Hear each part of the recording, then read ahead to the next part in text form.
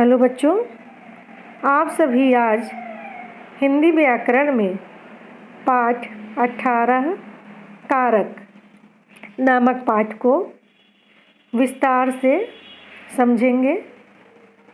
बच्चों, इस पाठ को समझने से पहले चित्रों को ध्यान से देखिए। चित्रों में कुछ शब्दों को रेखांकित किया गया है, उन पर ध्यान देना।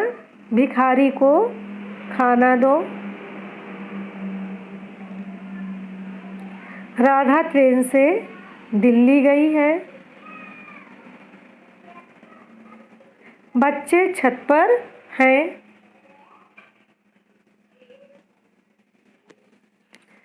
बच्चों ने तालियां बजाई।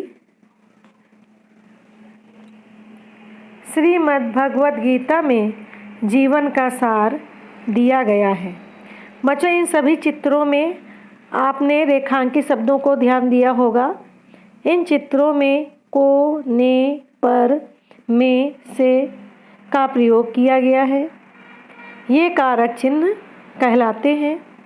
इन कारक चिन्हों का कार्य संज्ञा या सर्वनाम का संबंध क्रिया से जोड़ना होता है। आइए अब कारक की परिभाषा। कारक किसे कहते हैं? क्रिया से संज्ञा या सर्वनाम का संबंध जोड़ने वाले शब्द कारक कहलाते हैं।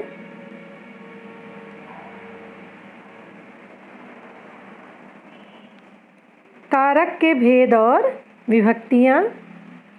कारक को 8 भागों में बांटा गया है या कारक के 8 भेद होते हैं। इन्हीं विभक्तियों में बंधकर ही शब्द पद बनते हैं, जिनका वर्णन निम्न प्रकार है। नंबर 1, कर्ता कारक। क्रिया को करने वाला कर्ता कहलाता है। कर्ता संज्ञा भी हो सकता है और सर्वनाम भी। इसका कारक चिन्ह ने होता है। नंबर 2, कर्म कारक। वाक्य में क्रिया का फल जिस पर पड़े उसे कर्म कारक कहते हैं। कर्म संज्ञा व सर्वनाम दोनों हो सकता है।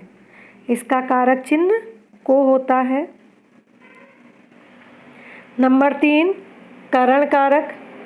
करण का अर्थ है साधन या माध्यम, अर्थात क्रिया को करने के साधन का बोध कराने वाले संज्ञा या सर्वनाम पद करण कारक कहलाते हैं। इसका कारक चिन्ह से के द्वारा होता है। नंबर 4, संप्रदान कारक। संप्रदान का अर्थ है देना या प्रदान करना। कर्ता जिसके लिए कुछ कार्य करता है या देता है उसे संप्रदान कारक कहते हैं। इसका कारक चिन्ह होता है को, के लिए। अगला है अपादान कारक। संज्ञा या सर्वनाम के जिस रूप से अलग होने का भाव प्रकट हो वह अपादान कारक होता है। अपादान कारक का कारक चिन्ह से होता है। नंबर 6, संबंध कारक। शब्दों के जिस रूप से किसी व्यक्ति या वस्तु के पारस्परिक संबंध का बोध हो उसे संबंध कारक कहते हैं। इसका कारक चिन्ह का, के, की, रा, रे, री होता है। नंबर 7, अधिकरण कारक। जिस शब्द से क्रिया के आधार, स्थान या आश्रय का बोध हो वह अधिकरण कारक कहलाता है। इसका कारक चिन्ह में, पर होता है। नंबर 8, संबोधन कारक। संज्ञा अथवा सर्वनाम के जिस रूप से किसी को संबोधित करने या पुकारने का बोध हो वे शब्द संबोधन कारक कहलाते हैं, जैसे हे, अरे, ओ आदि। संबोधक कारक की एक विशेषता यह भी होती है कि इसमें विस्मयादि बोधक चिन्ह का प्रयोग होता है। आइए बच्चों, अभी आप लोगों ने देखा है कि कुछ कारकों के कारक चिन्ह एक समान है, जैसे करण, अपादान, दोनों का ही कारक चिन्ह से है। इसी प्रकार कर्म और संप्रदान कारक दोनों में को शब्द का प्रयोग किया गया है, को विभक्ति का प्रयोग किया गया है। तो इन दोनों में अंतर क्या है? करण और अपादान कारक में अंतर। यद्यपि दोनों ही कारकों की विभक्ति से है, लेकिन दोनों में अलग अलग भाव निहित होते हैं। करण कारक में से का मतलब अर्थ होता है के द्वारा, मतलब उसके द्वारा कोई कार्य किया गया, जबकि अपादान कारक में से शब्द पृथकता, अलग होने का बोध कराता है। जैसे वह साइकिल से जाता है, मतलब कि वह साइकिल से जा रहा है। दूसरा वाक्य पे ध्यान देना, वह दिल्ली से जाता है, मतलब कि वो दिल्ली से अलग, मतलब दूर जा रहा है। तो यहाँ क्या होगा? अपादान कारक होगा। फिर है कर्म व संप्रदान कारक में अंतर।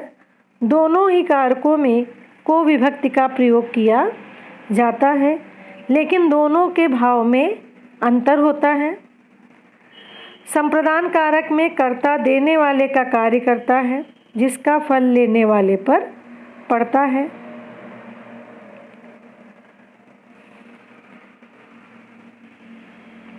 आइए बच्चों, कुछ विशेष बातें जानते हैं जो आप लोगों ने इस पूरे वीडियो में देखी हैं। एक बार उसका दोहराव करते हैं। क्रिया से संज्ञा या सर्वनाम का संबंध जोड़ने वाले शब्द कारक कहलाते हैं। कारकों की संख्या कितनी होती है? कारकों की संख्या 8 होती है। करण और अपादान में क्या अंतर है? करण कारक में प्रयुक्त से माध्यम दर्शाता है, जबकि अपादान कारक में प्रयुक्त से शब्द विलग, मतलब अलगाव होने का भाव दर्शाता है।